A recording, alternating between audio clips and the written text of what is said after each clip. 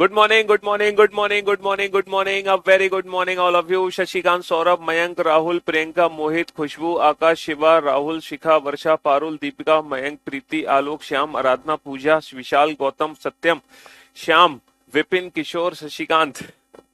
A very good morning all of you. Good morning, good morning, good morning. क्या हाल है भाई आप सभी के? बढ़िया। Good morning, good morning, good morning. हाँ जी। तो भाई हम लोगों ने जो चैप्टर शुरू किया था, डेट वाज अल्फाबेटिकल सीरीज। और आप लोग जानते हैं कि ये जो बैच है आप लोगों का, this is reasoning special 82 batch. ठीक है। और ये बैच लाइव प्लस वीओडी है। और वीओडी का मतलब आप जानते ही हैं, पूरा का पूरा कोर्स आपको रिकॉर्डेड फॉर्म में भी दिया गया है और लाइव फॉर्म में भी ये कोर्स कंप्लीट कराया जाएगा और वो भी रिकॉर्ड होता चला जाएगा। ठीक है जी। हाँ, और ये batch pre plus mains level का है। ठीक है। हाँ जी, अभिनंदन। प्री प्लस मेंस, इसमें प्री से लेके मेंस तक सारे क्वेश्चंस, सारे कंसेप्ट आपको कराए जाएंगे। आपको ये बिल्कुल भी नहीं सोचना है क्या सर हमें दोबारा मेंस के लिए अलग से पढ़ना पड़ेगा, ऐसा बिल्कुल भी नहीं है। ठीक है। हाँ जी। हाँ जी, मेरे YouTube चैनल से आपने 2000 क्वेश्चन की पीडीएफ ले ली होगी। गूगल ड्राइव पे एक लिंक डली हुई है, मैंने आपको कल बताया भी था। करीबन 70 पता नहीं कितने सेट हैं, वो सारे सेट्स ले लो। है ना, कुछ सेट हैं स्टार्टिंग के जिसमें 25 क्वेश्चन का कॉम्बिनेशन है, वो प्री को फोकस करते हैं। और जिसमें कुछ सेट है जिसमें 30 क्वेश्चन का कॉम्बिनेशन है, वो मेंस के लिए है। ठीक है, मिक्स्ड प्रैक्टिस है वो, जो कि मेरे यूट्यूब चैनल पे आपको मिल जाएगी क्लास। उसमें आप गूगल ड्राइव की लिंक ले सकते हो डिस्क्रिप्शन में जाके। ठीक है। हाँ जी। और अगर आप कुछ भी नहीं करना चाहो, आप बहुत लेजी हो, बहुत आलसी हो, बड़ी मुश्किल से आप पढ़ पा रहे हो, आपको बहुत थोड़ा सा टाइम मिल पा रहा है पढ़ाई के लिए। वॉइस एक बार मिसमैच हो रही है, इस वॉइस को ठीक करते हैं। एक सेकेंड, एक सेकेंड। बहुत लेजी हो, आप कुछ नहीं करना चाहते हो, बड़ी मुश्किल से आप पढ़ाई का टाइम निकाल पा रहे हो कि सर हम तो बड़ी मुश्किल से क्लास देख पाते हैं और उसके बाद हमारे पास मुश्किल से आधा एक घंटा है ना। अगर आपके पास बहुत लिमिटेड टाइम है पढ़ने के लिए, आप जॉब करते हैं या फिर बड़ी मजबूरी में फंसे हुए हैं, तो फिर आप सिर्फ और सिर्फ क्लास के ही क्वेश्चन कर लो, उसके अलावा आपको कुछ नहीं करने की जरूरत है। फर्स्ट प्रायोरिटी आपको देनी है क्लास के क्वेश्चंस को। ठीक है। क्लास में जितने भी क्वेश्चंस कराए जाएंगे, पहले आप उनको लाइव देखो। लाइव नहीं देख पाते हो तो बाद में किसी और समय देखो। उसके बाद उन्हीं क्वेश्चंस की दोबारा से प्रैक्टिस कर लो। तीसरा काम होता है फिर अलग से प्रैक्टिस करने का, जो कि आप हमारी बुक से भी कर सकते हैं। एक्सरसाइज ढेर सारे क्वेश्चंस हैं। आप हमारे मिक्स प्रैक्टिस करना चाहते हैं तो यूट्यूब चैनल से वो पीडीएफ भी ले सकते हैं। समझ रहे हो? तो ये सारी कहानी है, लेकिन फर्स्ट प्रेफरेंस आपको देनी है क्लास के क्वेश्चंस को। ठीक है। सिलॉक्स कब तक होगा बेटा? सिलॉक्स चैप्टर तो करा दिया हमने। आपने शायद ये बैच लेट ज्वाइन किया है, सिलॉक्स चैप्टर तो हम पढ़ा चुके हैं पहले। सर ऐसे कैसे पढ़ा चुके हो? अभी चौथा तो दिन है आपका, तीसरा या चौथा दिन, और आप सिलॉक्स पढ़ा भी? हाँ भैया पढ़ा चुके हैं। आप वीओडी सेक्शन में जाके पढ़ लो ना। अगर आपको कोई स्पेशल टॉपिक पढ़ना है तो आप वीओडी सेक्शन में जाइए और वहां से उस टॉपिक को पढ़ लीजिए। लिंक है बेटा, डिस्क्रिप्शन में लिंक दे रखी है। डिस्क्रिप्शन में लिंक दे रखी है। ऑनलाइन वाले ही हैं भैया, टीसीएस वाले क्या होते हैं? हमने एसएससी और बाकी जितने भी एग्जाम्स है उससे रिलेटेड क्वेश्चंस कराए हैं आपको। ठीक है जी। ऑनलाइन एग्जाम के क्वेश्चंस हैं। वो जो क्वेश्चंस हैं वो पिछले 10 साल के पेपर को फोकस टारगेट करते हुए बनाए गए और आने वाले 5 साल में जो होने वाला है उसको टारगेट करते हुए बनाए गए क्वेश्चंस हैं। ठीक है। हाँ जी।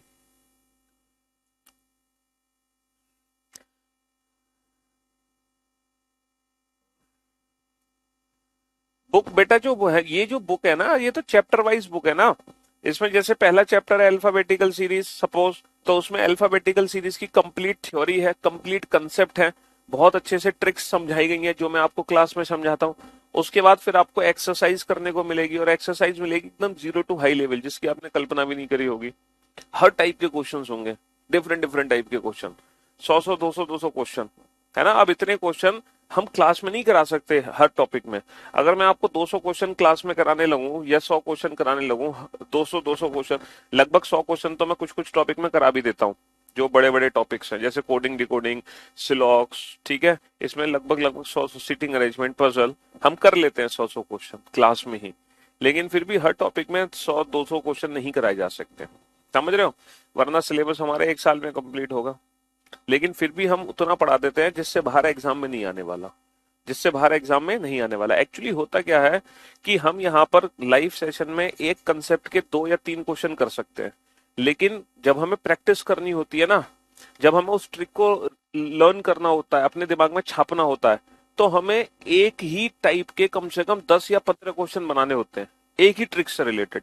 तो जब वो हम 10-15 क्वेश्चन बनाते हैं तब हमारे दिमाग में ट्रिक छपती है, तो वो इस बुक में मिलता है आपको, है ना? हर ट्रिक से रिलेटेड 10-15 क्वेश्चन मिलते हैं, लेकिन वो लाइव क्लास में कराएंगे तो आप ही बोर हो जाओगे, है ना? जी हाँ, 2 क्वेश्चन को करने के बाद कहोगे हाँ सर समझ आ गया, अब आगे बढ़ो। हाँ जी, वरना तो 2 साल में सिलेबस खत्म कर पाओगे आप।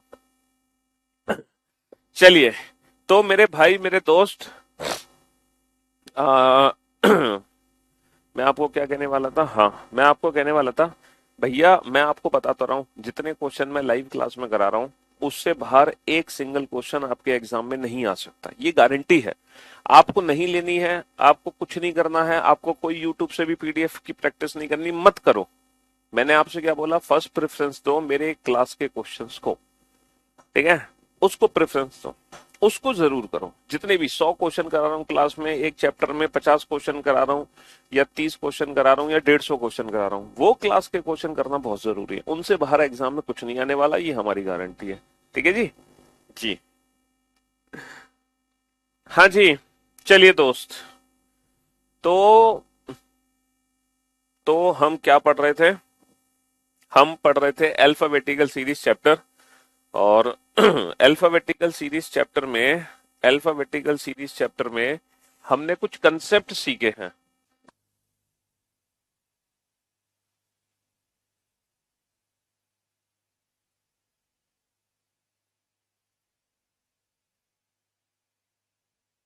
हाँ जी, तो अल्फाबेटिकल सीरीज चैप्टर में हमने कुछ कंसेप्ट सीखे थे, जरा उन कंसेप्ट का रिवीजन कर लेते हैं फटाफट से। अल्फाबेटिकल सीरीज, अल्फाबेटिकल सीरीज, वर्णमाला श्रृंखला।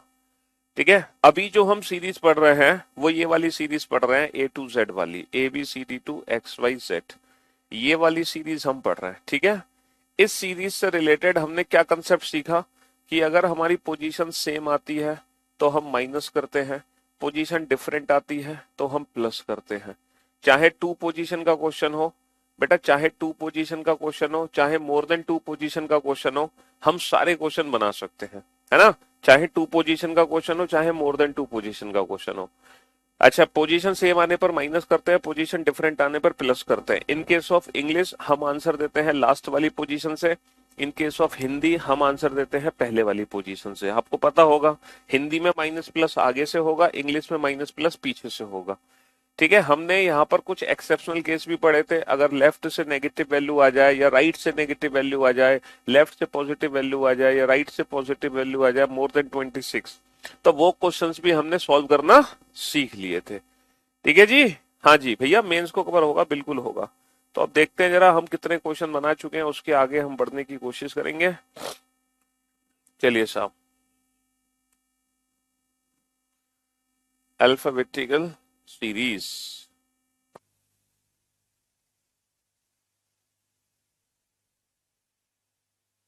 ये सारे क्वेश्चन हम बना चुके हैं ना, ये सारे के सारे क्वेश्चन हम बना चुके हैं, ये भी क्वेश्चन बना चुके हैं।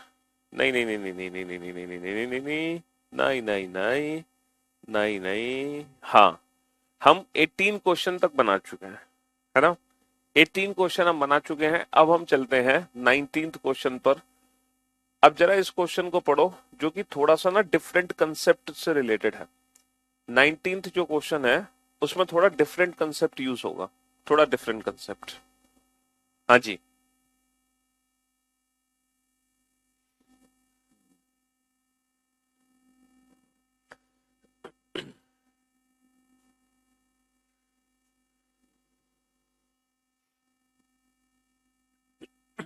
अबे घरे, अभी तो पढ़ाना ही शुरू नहीं किया तो समझ क्या नहीं आएगा है?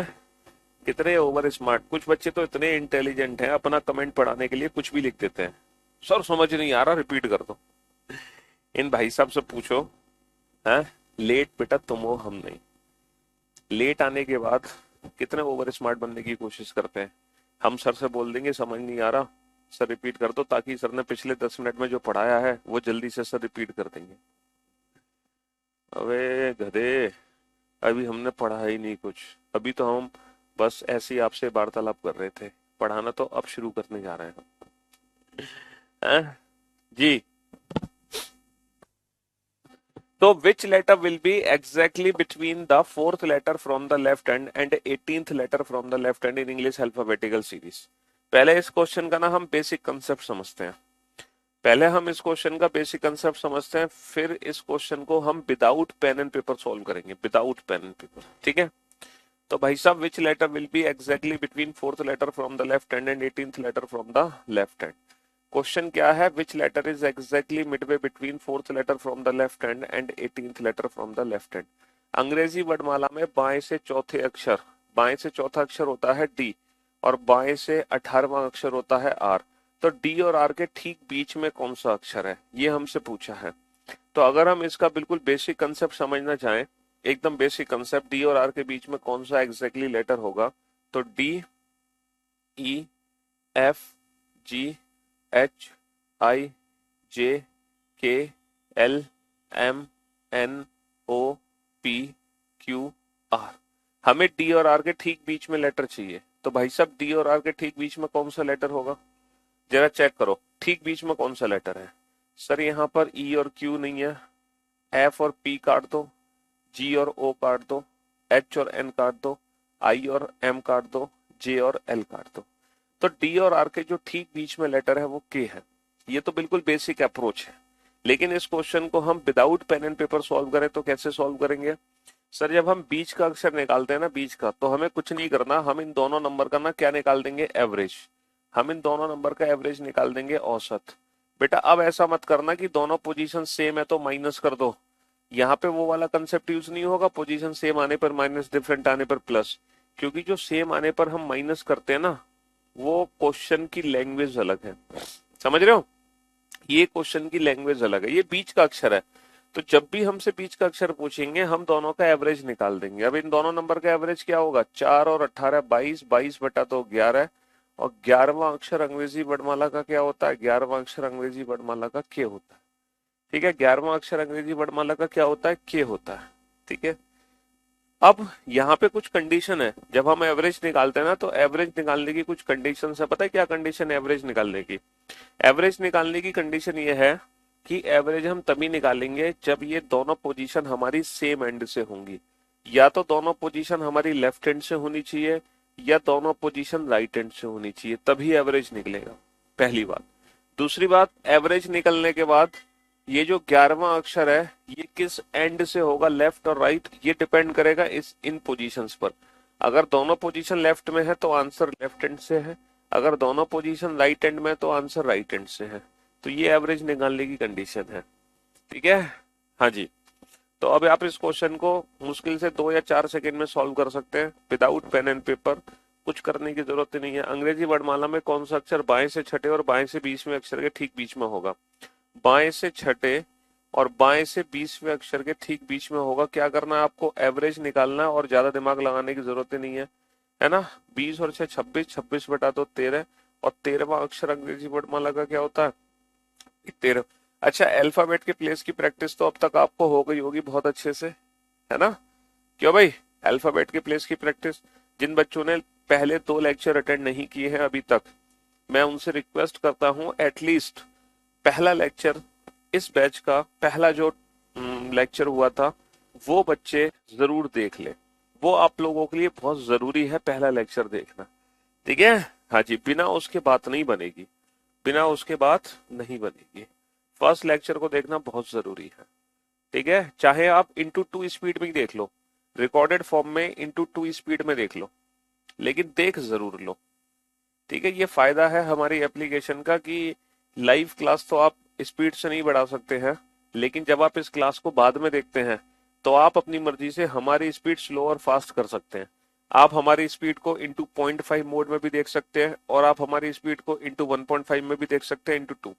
तो कुछ बच्चों को लगता है कि सर जल्दी जल्दी पढ़ाओ, तो वो बच्चे इस स्पीड में देख सकते हैं इस लेक्चर को। कुछ बच्चों को लगता है सर थोड़ा स्लो पढ़ाओ, तो वो बच्चे इस स्पीड में देख सकते हैं।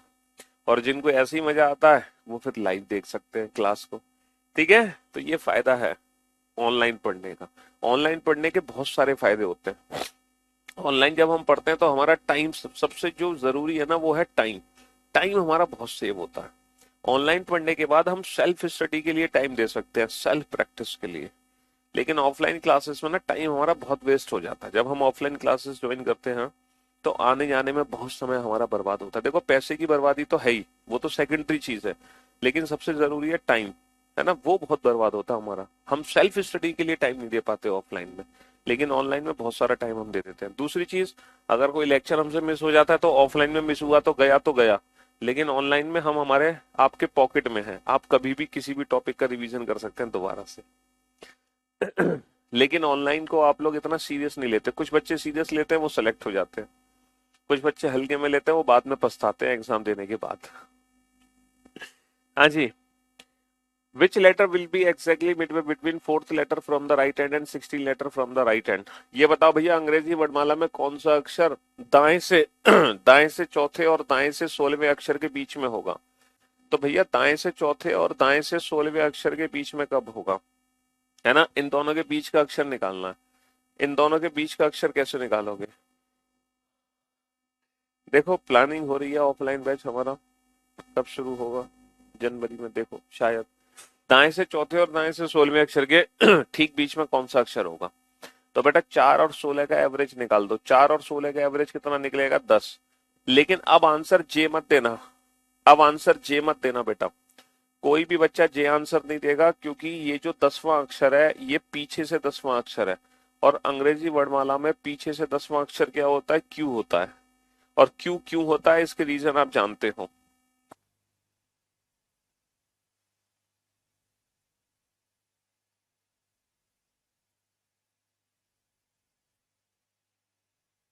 आपको पता है कि दाएं से 10वां अक्षर क्यू क्यों होता है? क्योंकि ये जो अक्षर है बेसिकली 17वां अक्षर है। 27 माइनस का 10, 17। 17वां अक्षर क्या होता है? Q. Which letter will be exactly midway between third letter from the right hand and 21st letter from the right hand in English alphabetical series? अंग्रेजी वर्णमाला में कौन सा अक्षर दाएं से तीसरे, अंग्रेजी वर्णमाला में कौन सा अक्षर दाएं से तीसरे और दाएं से 21वें अक्षर के ठीक बीच में होगा? दाएं से तीसरे और दाएं से 21वें अक्षर के ठीक बीच में होगा। तो मेरे भाई मेरे दोस्त, इसका एवरेज कितना निकलेगा? 3 और 21 24, 24 बटा 2 कितना हो गया? 12। तो ये दाएं से 12वां अक्षर हो गया, दाएं से 12वां अक्षर। तो भैया ये एल आंसर नहीं है, एल आंसर मत देना, क्योंकि ये आगे से नहीं है, पीछे से 12वां अक्षर है। और अंग्रेजी वर्णमाला में जो पीछे से 12वां अक्षर होता है वो होता है ओ। 27 माइनस 12 15, ये एग्जैक्टली 15वां अक्षर है। ठीक है, जो बच्चे पुराने लेक्चर, पिछले 2 लेक्चर देख चुके हैं उनको पता है। चलिए साहब, मुझे पता है आप लोगों का क्या डाउट है। आप लोगों का ये डाउट है ना कि अगर सर एक पोजीशन लेफ्ट आ जाए और एक पोजीशन राइट आ जाए तो हम क्या करेंगे? आप लोगों का ये डाउट है ना कि सर अगर मान लो एवरेज ही ना निकले तो हम क्या करेंगे? सारे डाउट्स दूर होंगे आपके अगले क्वेश्चन में। आप क्वेश्चन को ध्यान से पढ़ो।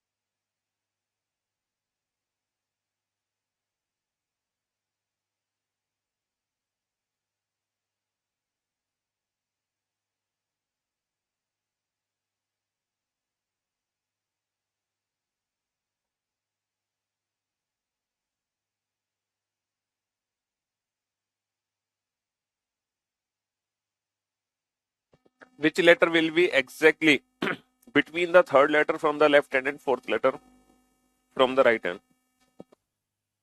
भाई साहब, अंग्रेजी वर्णमाला में कौन सा अक्षर बाएं से तीसरे और दाएं से चौथे अक्षर के ठीक बीच में होगा? क्वेश्चन समझ रहे हो? बाएं से तीसरे और दाएं से चौथे अक्षर के ठीक बीच में होगा। अब मैंने आपसे क्या कहा था कि एवरेज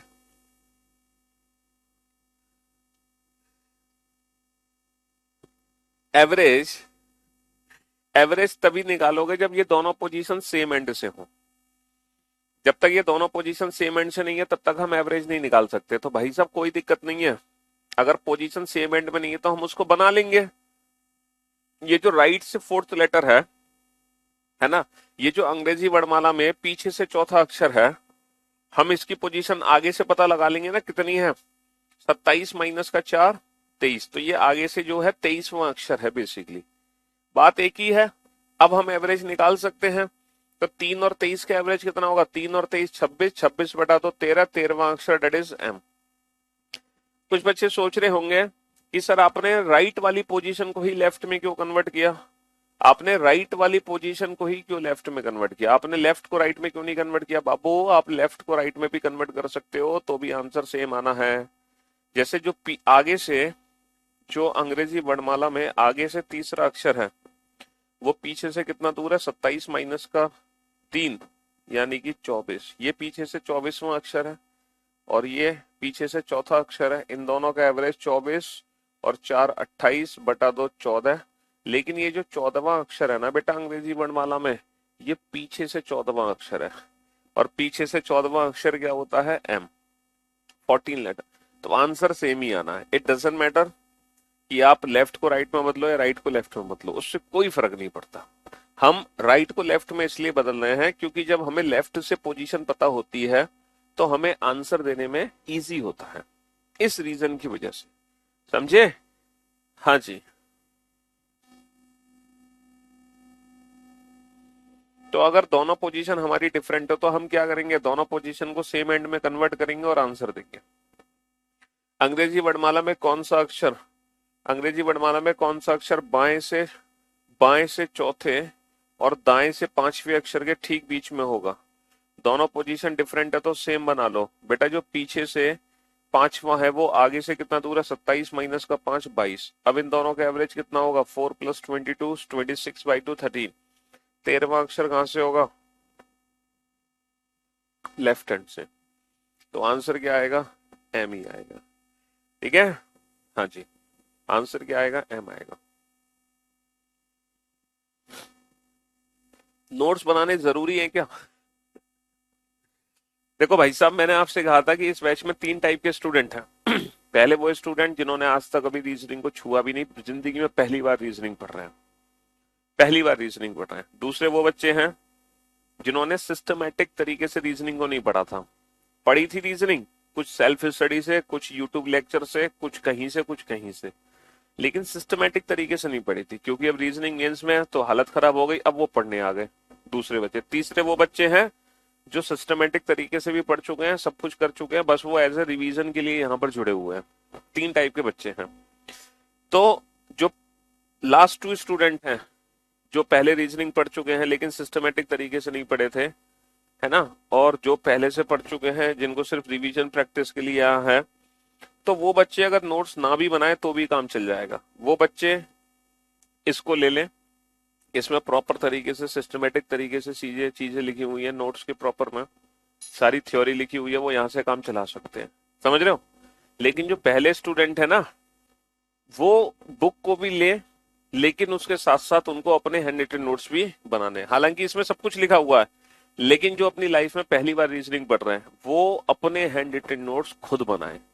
क्योंकि जब तक आप अपने हैंड रिटन नोट्स नहीं बनाओगे तब तक मजा नहीं आने वाला। मेहनत का फल तो आप ही को लेना है, हमें नहीं लेना है। थोड़ी मेहनत तो आपको करनी ही पड़ेगी। होता क्या है, जब हम अपने हैंड रिटन नोट्स बनाते हैं तो चीजें हमें लंबे समय तक याद रहती हैं, हमें रिवीजन में आसानी होती है।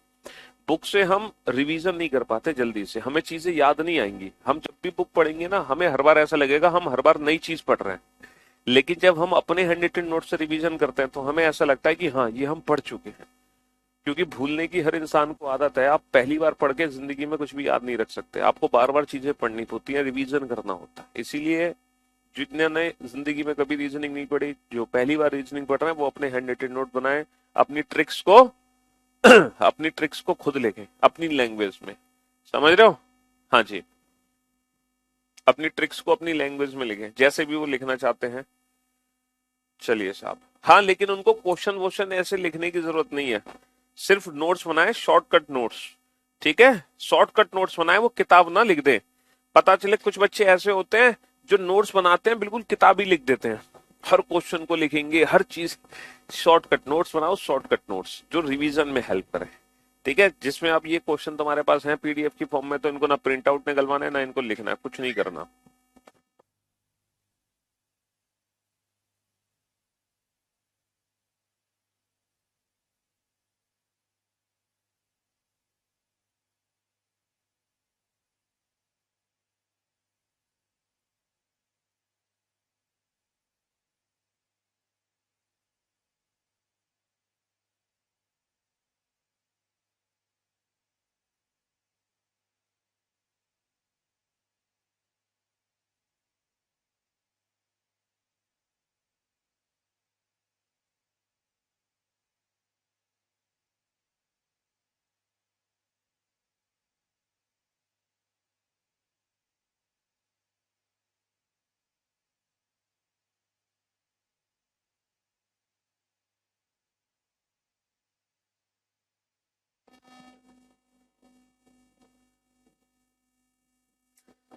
हाँ जी, तो मेरे दोस्त मेरे भाई, अंग्रेजी वर्णमाला में कौन सा अक्षर बाएं से तीसरे और बाएं से 18वें अक्षर के ठीक बीच में होगा?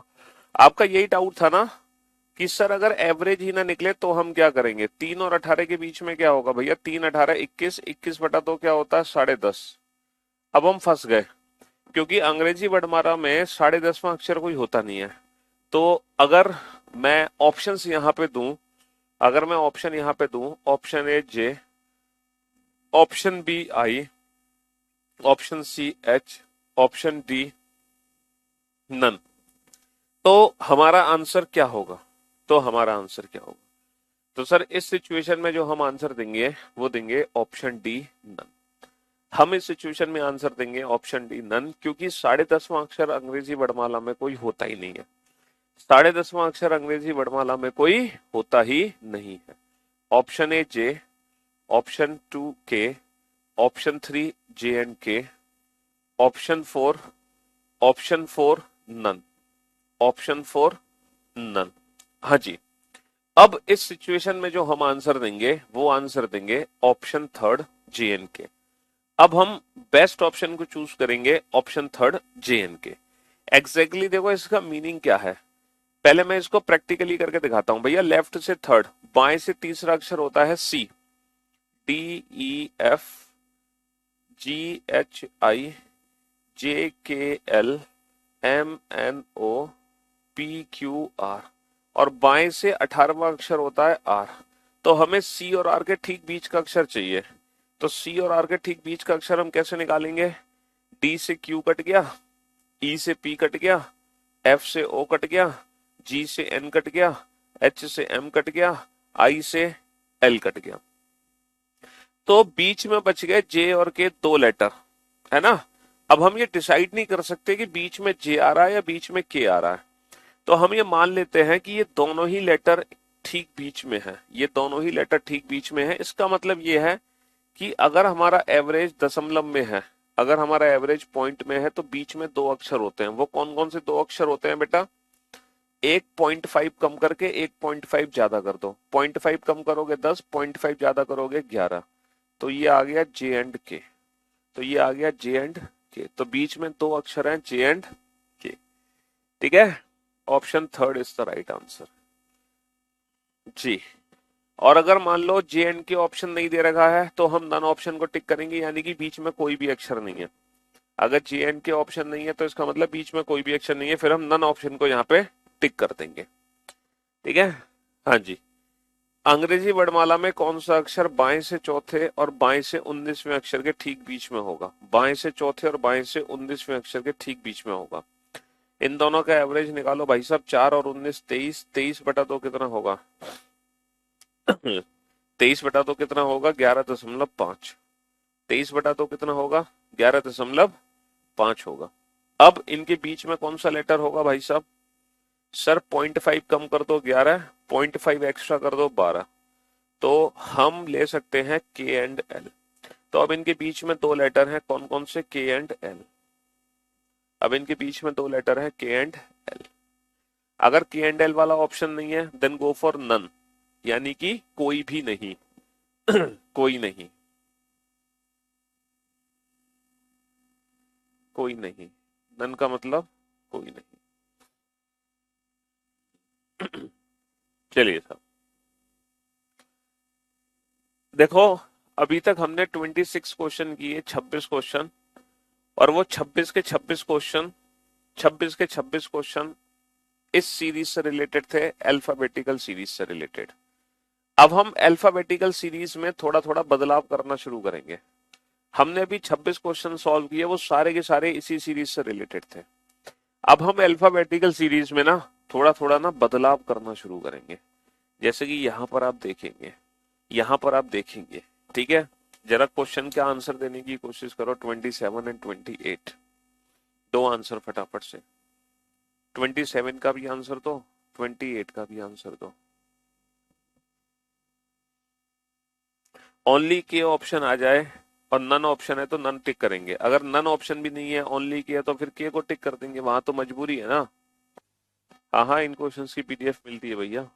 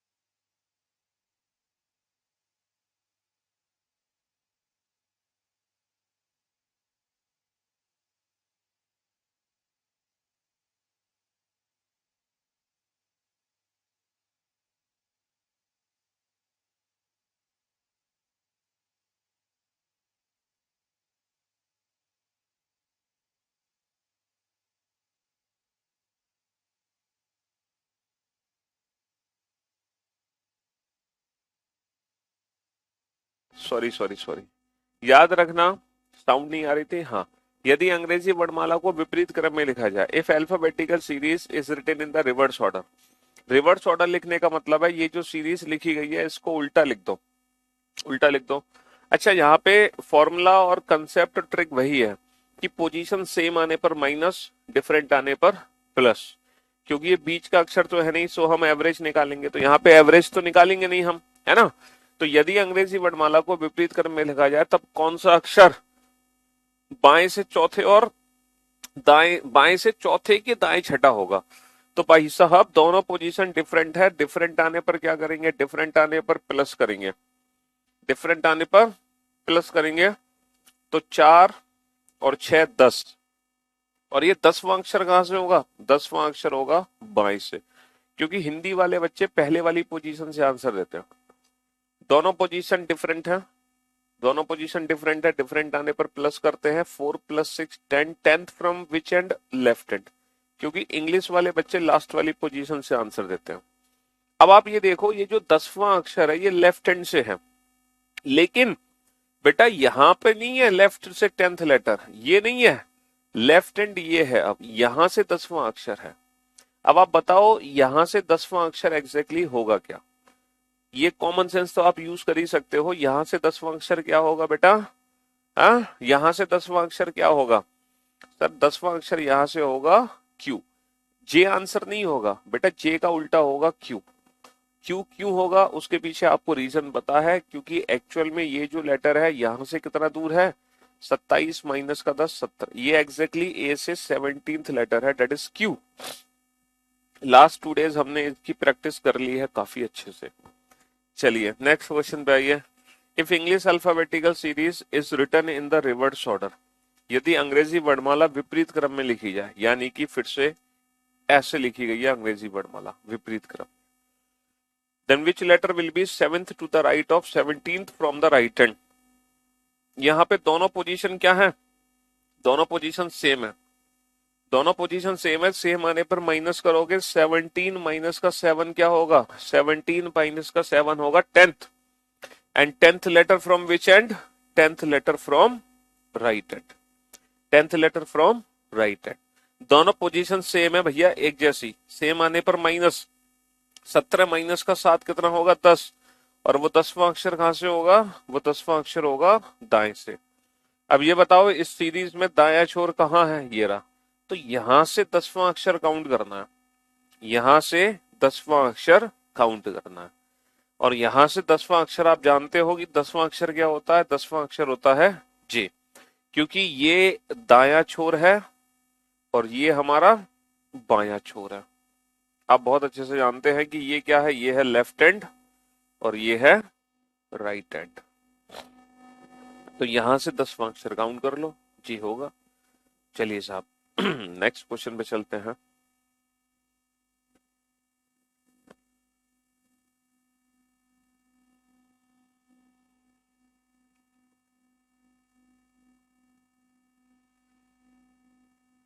सेम क्वेश्चन है बेटा। यदि अंग्रेजी वर्णमाला को विपरीत क्रम में लिखा जाए, रिवर्स ऑर्डर में लिखा है हमने, रिवर्स ऑर्डर में। If English alphabetical series is written in the reverse order, है ना, विपरीत क्रम में लिखा है। दोनों ही सिचुएशन में रिवर्स ऑर्डर में लिखी गई है।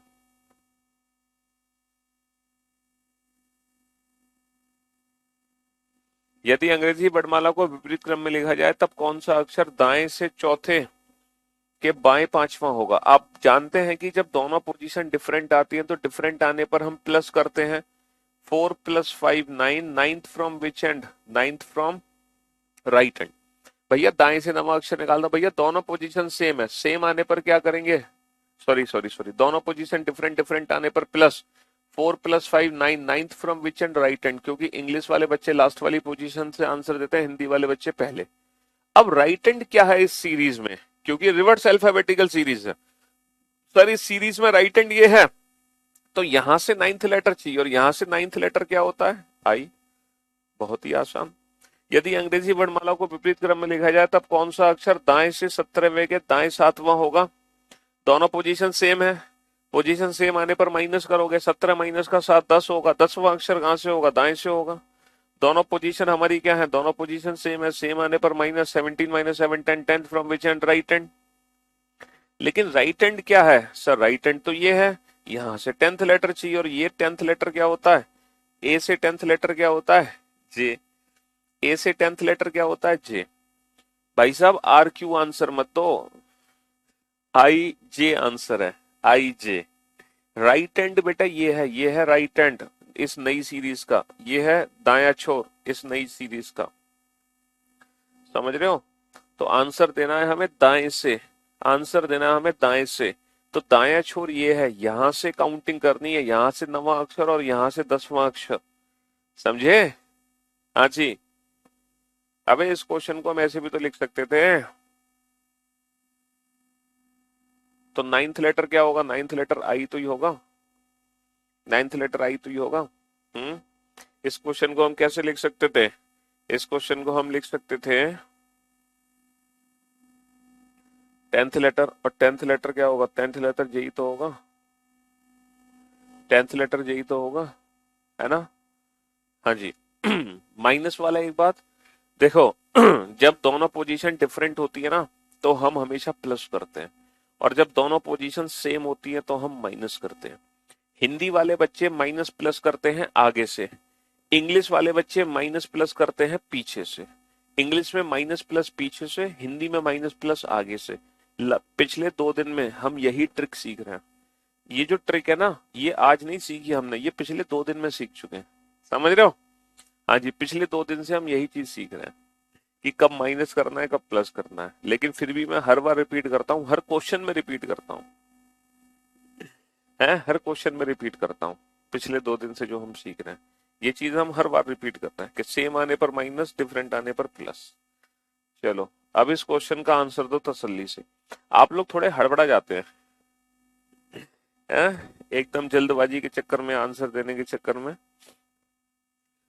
थोड़ी हड़बड़ा जाते हैं।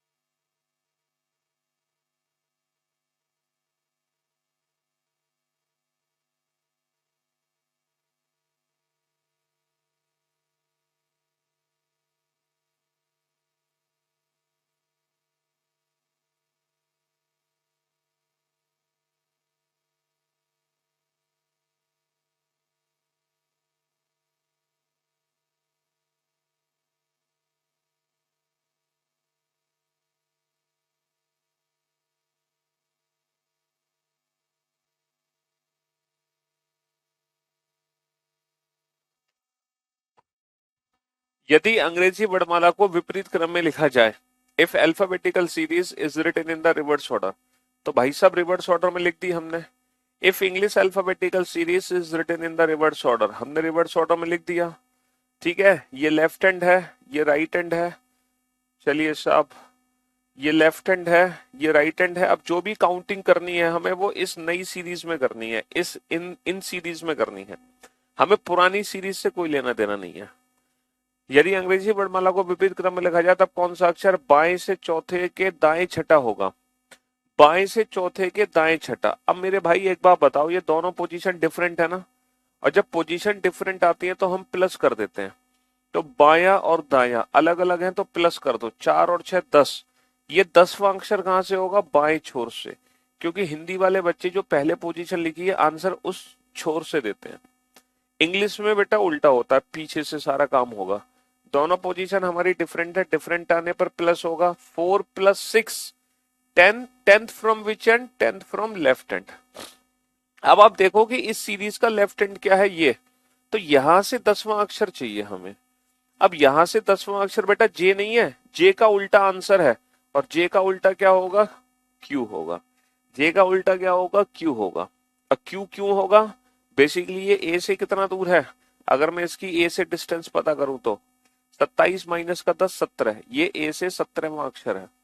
17वां ही तो अक्षर है, और 17वां अक्षर क्या होता है? क्यू। 15 होता है ओ, 15 16 17 ओ पी क्यू। अब तक तो आपको अल्फाबेट के प्लेस की प्रैक्टिस अच्छे से हो जानी चाहिए, है ना? हाँ जी। चलिए साहब, नेक्स्ट क्वेश्चन पे चलते हैं। तब कौन सा अक्षर बाएं से तीसरे के दाएं पांचवें के बाएं दूसरा होगा? अब यहाँ पे मोर देन 2 पोजीशन है, मोर देन 2 पोजीशन भी सॉल्व करना हमारे लिए बेहद आसान है। हिंदी वाले बच्चे आगे वाली पोजीशन को पिक कर लेते हैं, बाएं से 3।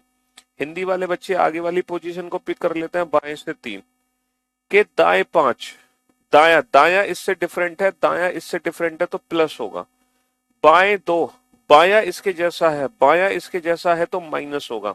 आपको पता है ना, सेम आने पर माइनस, डिफरेंट आने पर प्लस। तो दाया इससे डिफरेंट था तो प्लस हो गया, बाया इसके जैसा है तो माइनस हो गया। 3 और 5 8, माइनस का 2 6। तो बेसिकली हमें बाएं से छठा अक्षर चाहिए। अगर हम इंग्लिश में पढ़ते तो कैसे पढ़ते? इंग्लिश में बेटा आंसर देते लास्ट वाली पोजीशन से, third letter from the left hand. तो हम पिक कर लेते third letter from the left hand. अब हम रिवर्स चलेंगे, reverse, fifth to the right, fifth to the right, right इससे डिफरेंट है, राइट इससे डिफरेंट है तो क्या होगा? प्लस हो जाएगा, प्लस हो जाएगा, है ना। Second to the left, second to the left, left इसके जैसा है तो माइनस हो जाएगा। 3 + 5 8, 8 माइनस का 2 कितना होगा? 6, 6 from left hand, left hand ये है, 6 फ्रॉम लेफ्ट हैंड।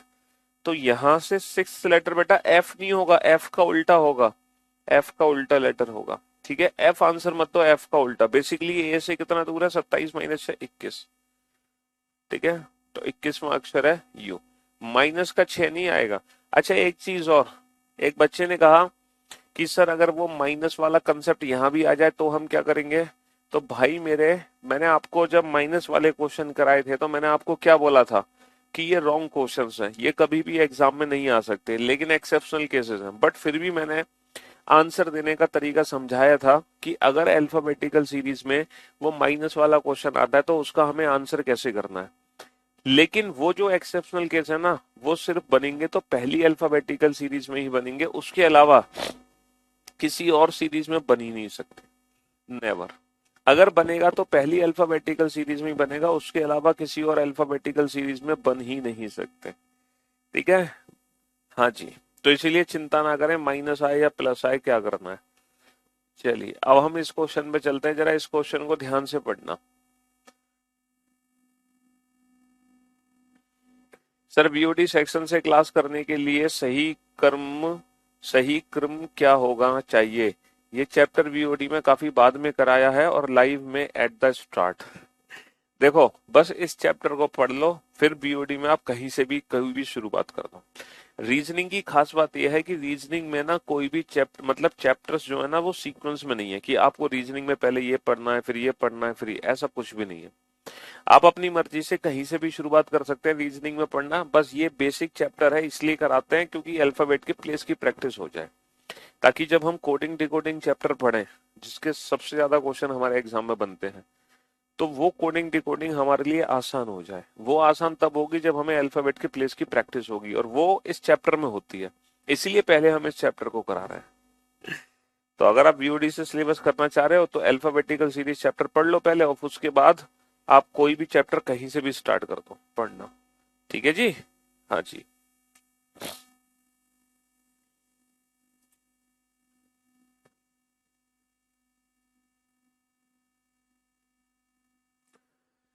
चलिए।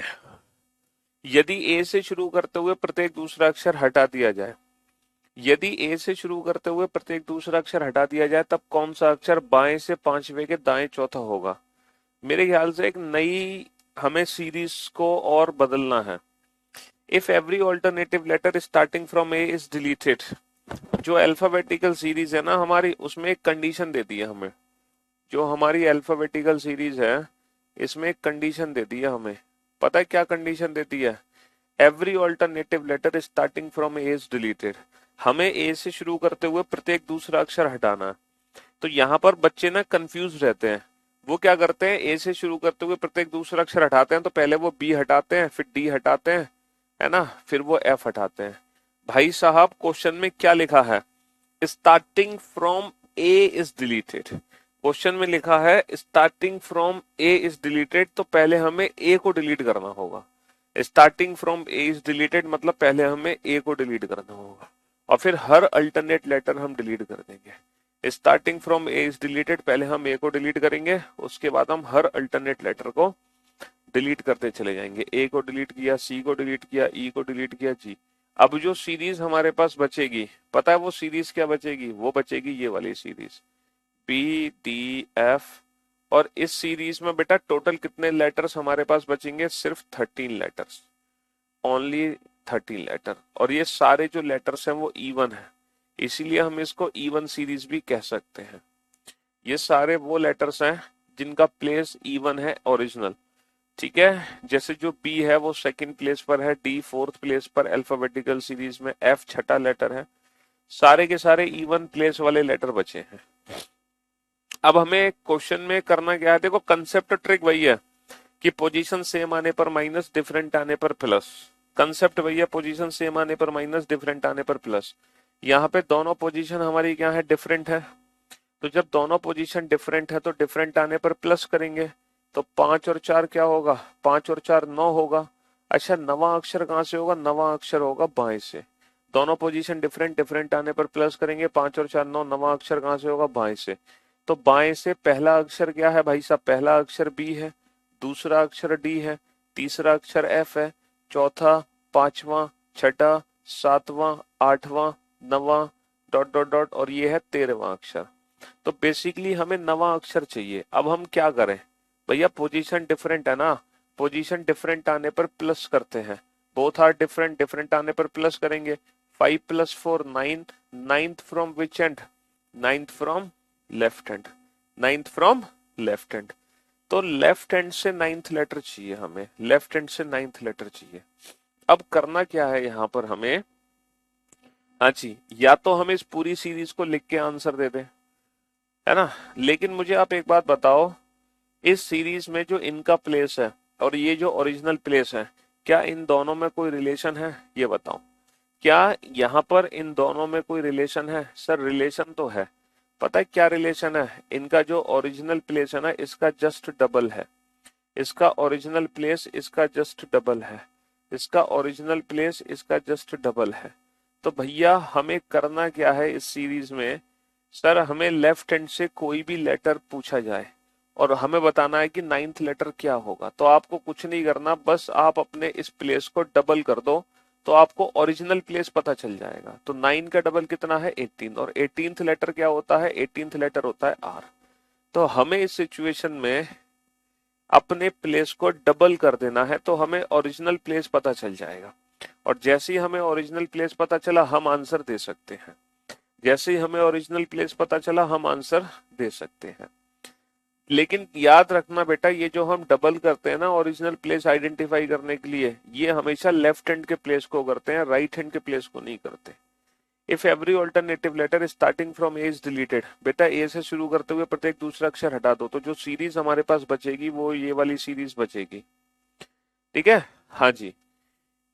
Then which letter will be fifth to the right of, fifth to the right of fifth from the left hand, both are different, दोनों position different, different आने पर plus होगा, 5 और 5 10, 10वां अक्षर कहां से होगा, लेफ्ट हैंड से। दोनों पोजीशन यहाँ पे अलग अलग है, डिफरेंट, अलग अलग आने पर प्लस करते हैं, 5 और 5 10, और 10वां अक्षर कहां से होगा, 10वां अक्षर होगा बाएं छोर से। अब बाएं छोर से 10वां अक्षर बेटा इस सीरीज में चाहिए, इस सीरीज में बाएं छोर से 10वां अक्षर क्या होगा, तो ओरिजिनल प्लेस पता लगाने के लिए डबल कर दो, 10 दूनी 20, ये इसका ओरिजिनल प्लेस आ जाएगा। और 20वां अक्षर क्या होता है ओरिजिनल, टी, तो T is the right answer, T is the right answer. ठीक है, T is the right answer. तो इवन सीरीज में अगर आप आंसर देना चाहते हो तो अपने प्लेस को डबल कर दो और आंसर दे दो। चलिए साहब, क्वेश्चन नंबर 35 एंड 36 जी।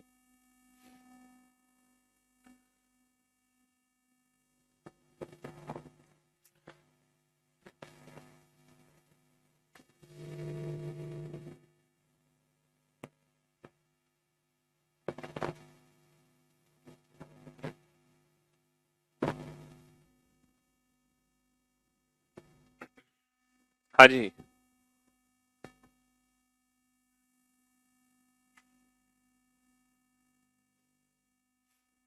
करो सॉल्व। यदि ए से शुरू करते हुए प्रत्येक दूसरा अक्षर हटा दिया जाए, देखो ए से शुरू करते हुए प्रत्येक दूसरा अक्षर हटा रहे हो, तो जो सीरीज हमारे पास बचेगी वो ये वाली सीरीज बचेगी, है ना। यदि ए से शुरू करते हुए प्रत्येक दूसरा अक्षर हटा दिया, if every alternative letter starting from A is deleted, A से शुरू करते हुए, ए से स्टार्ट कर रहे हैं, तो ये वाली सीरीज बचेगी हमारे पास। अच्छा, दोनों पोजीशन क्या है सर, यहाँ पे दोनों पोजीशन डिफरेंट है, दोनों पोजीशन डिफरेंट है, डिफरेंट आने पर प्लस करोगे, डिफरेंट आने पर क्या करेंगे, प्लस, 5 और 3 8, और 8वां अक्षर कहां से होगा, दाएं छोर से। हिंदी वाले बच्चे जो पोजीशन पहले लिखी है वहीं से आंसर देते हैं। दोनों पोजीशन हमारी डिफरेंट है, डिफरेंट आने पर प्लस करेंगे, 5 + 3 8, 8 from which and, 8 from right hand. तो भैया दाएं छोर से 8वां अक्षर चाहिए, दाएं छोर से 8वां अक्षर। अब पीछे से 8वां अक्षर क्या है ये कैसे कैलकुलेट करोगे? पीछे से 8वां अक्षर क्या है? मैंने आपसे कहा पोजीशन को डबल कर दो तो ओरिजिनल प्लेस पता चल जाएगा, लेकिन मेरे दोस्त मेरे भाई जो हम डबल करते हैं ना पोजीशन को, वो डबल करते हैं हमेशा लेफ्ट वाले प्लेस को, हम राइट वाले प्लेस को डबल नहीं कर सकते। हम हमेशा लेफ्ट के प्लेस को ही डबल कर सकते हैं। कोई बात नहीं सर, लेफ्ट के प्लेस को ही तो डबल करना है, तो कोई बात नहीं, हम इसकी पोजीशन लेफ्ट हैंड से पता लगा लेते हैं। अब बेटा जो पीछे से 8वां है वो आगे से कितना दूर होगा हमें कैसे पता चलेगा? वो आगे से कितना दूर होगा ये बताओ। 27 में से घटा दो सर, जैसे हर बार करते हो। अरे गधो, 27 में से तब घटाते हैं जब टोटल हमारे पास 26 लेटर होते हैं।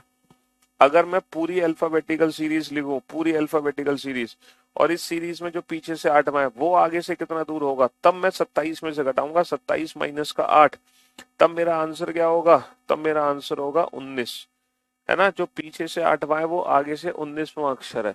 अब मुझे 27 में से घटाना पड़ेगा, लेकिन लेकिन बाबू यहाँ पर जो टोटल लेटर है वो 13 लेटर्स हैं, 13। और मैंने आपको बताया था पोजीशन इंटरचेंज करने के लिए हम हमेशा टोटल +1 में से घटाते हैं, टोटल +1 में से।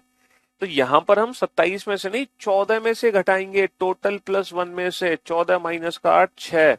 तो जो पीछे से 8वां है वो आगे से छठा है, और 6 का डबल कर दो 12, तो ओरिजिनल प्लेस आ गया 12 और आंसर आ जाएगा L।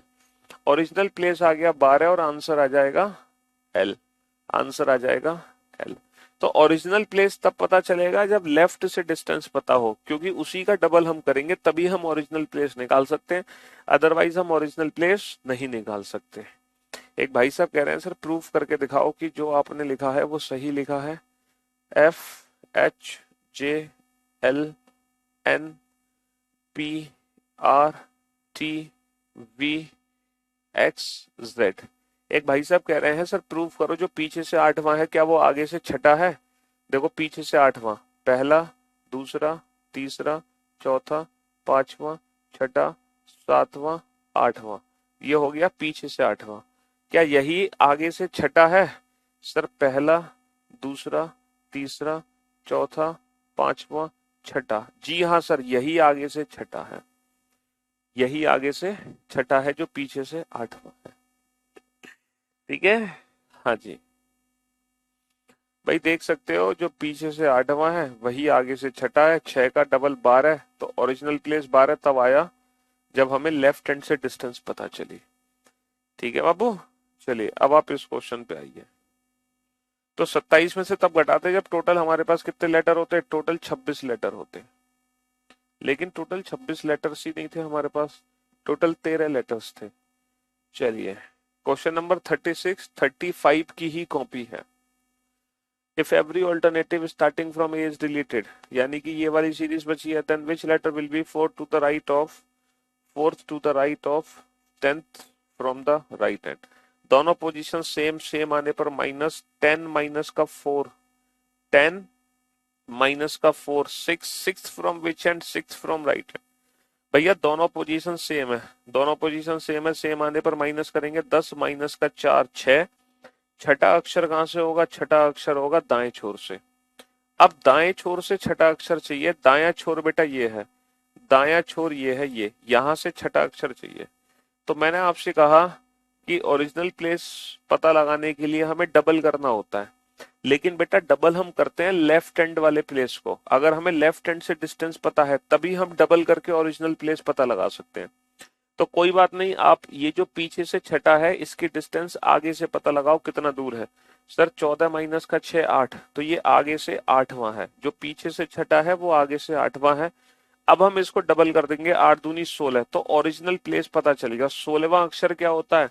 16वां अक्षर होता है P। P is the right answer. कुछ बच्चे थे जो आंसर दे रहे थे M, कुछ बच्चे थे जो आंसर दे रहे थे O, कुछ बच्चे आंसर दे रहे थे K।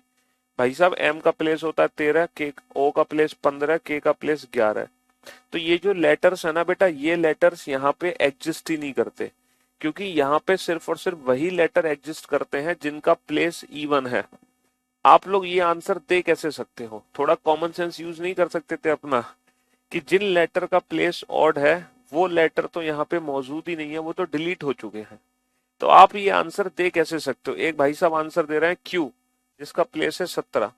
अरे बच्चे, ये जो लेटर्स हैं, ये लेटर्स यहाँ पे प्रेजेंट ही नहीं है, ऑड लेटर्स, यहाँ पे सिर्फ इवन लेटर्स ही प्रेजेंट हैं। आप तो ऑप्शन एलिमिनेशन में भी घबरा जाओगे।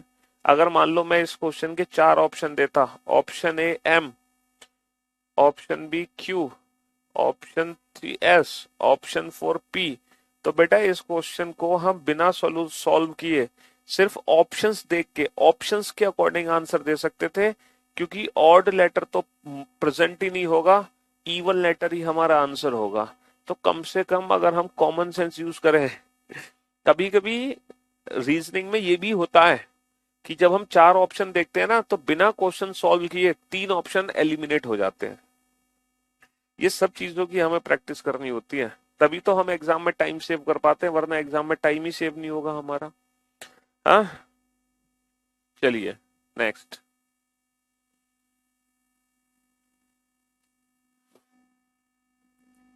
सर आप कहाँ रहते हैं? आपके दिल में। अपने दिल में झांक के देखो, हम दिखाई देंगे आपको।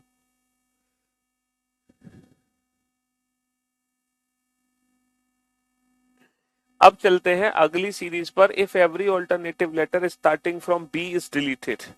अब भाई साहब बी से शुरू करो डिलीट करना। If every alternative letter starting from B is deleted, यदि बी से शुरू करते हुए प्रत्येक दूसरा अक्षर हटा दिया जाए, है ना। अब हमें क्या करना है? बी से शुरू करते हुए प्रत्येक दूसरा अक्षर हटाना। Starting from B is deleted. अब हमें बी डिलीट करना है, फिर डी डिलीट करना है, अब हमें बी से शुरू करना है डिलीट करना। तो अब हमारे पास जो सीरीज बचेगी वो ये वाली सीरीज बचेगी, और इस सीरीज को हम बोलते हैं ऑड सीरीज। अब यहां पर हमें क्या करना है? क्या यहां भी हमें लेफ्ट के प्लेस को डबल करना है? क्या यहां भी हमें लेफ्ट के प्लेस को डबल, इसका ओरिजिनल प्लेस 1, इसका 3, इसका 5, क्या यहां भी हम, इसका ओरिजिनल प्लेस होता है 25, क्या यहां भी हमें लेफ्ट के प्लेस को डबल करके आंसर देना है? ये बताओ, क्या यहां भी हमें लेफ्ट के प्लेस को डबल करके आंसर देना है? सर नहीं, यहां हम लेफ्ट के प्लेस को डबल करके आंसर नहीं दे सकते हैं। यहां हमें लेफ्ट के प्लेस को डबल नहीं करना है, ओरिजिनल प्लेस पता लगाने के लिए यहां हमें डबल -1 करना है। ओरिजिनल प्लेस पता लगाने के लिए यहां हम डबल -1 कर देंगे, डबल -1। जैसे 1 का डबल 2, 2 -1 1, 2 का डबल 4, 4 -1 3, 3 का डबल 6, 6 -1 5, 13 का डबल 26, 26 -1 25। तो यहाँ पे हम डबल -1 करेंगे लेफ्ट हैंड के प्लेस का। ठीक है बाबू? हाँ जी, यहां हम करेंगे डबल -1। तो कंसेप्ट वही है प्लस माइनस करने का, कि दोनों पोजीशन हमारी क्या है? दोनों पोजीशन डिफरेंट है, डिफरेंट आने पर प्लस करेंगे। 4 और 5 9, नवा अक्षर कहां से होगा? बाएं छोर से। तो बाएं छोर से नवा अक्षर चाहिए। अब इसका ओरिजिनल प्लेस हम कैसे निकालें? सर 9 का डबल -1 कर दो, 9 दूनी 18, 18 -1 17, और ओरिजिनल प्लेस आ गया 17। तो 17 ओरिजिनल प्लेस किस लेटर का होता है? 17 ओरिजिनल प्लेस क्यू लेटर का होता है। If every alternative letter starting from B is deleted, बेटा starting from B is deleted, इसका मतलब ऑड सीरीज है। तब कौन सा अक्षर बाएं से 12वें के बाएं 5वां होगा? दोनों पोजीशन सेम, सेम आने पर क्या करते हैं? माइनस, 12 माइनस का 5 7, 7वां अक्षर कहां से होगा? बाएं से, है ना। बायां छोर ये है, यहां से 7, तो इसका ओरिजिनल प्लेस पता लगाओ, डबल -1 करके। 7 दूनी 14, 14 -1 13। तो ओरिजिनल जो 13वां लेटर है अंग्रेजी वर्णमाला का, ओरिजिनल जो 13वां लेटर है अंग्रेजी वर्णमाला का, वो क्या है? एम, है ना। अजी, Q M is the right answer. तो ऑड सीरीज अगर आप सॉल्व करना चाहते हैं तो आपको कुछ नहीं करना है। If every alternative letter starting from B is deleted, अच्छा बी से शुरू करना, डिलीट करना, तो सीरीज ये बचेगी हमारे पास। If every alternative letter starting from B is deleted, अगर बी से शुरू करना, डिलीट करना, तो सीरीज ये बचेगी हमारे पास। चलो आंसर दो। लेफ्ट हैंड के प्लेस को डबल -1 करो, डबल -1। आपकी मुस्कान हमारी मुस्कान को कायम रखती है, आपके साथ पढ़ने में समय का पता भी नहीं चलता है कैसे बीता, क्योंकि वक्त का पता नहीं चलता है अपनों के साथ। जी हाँ।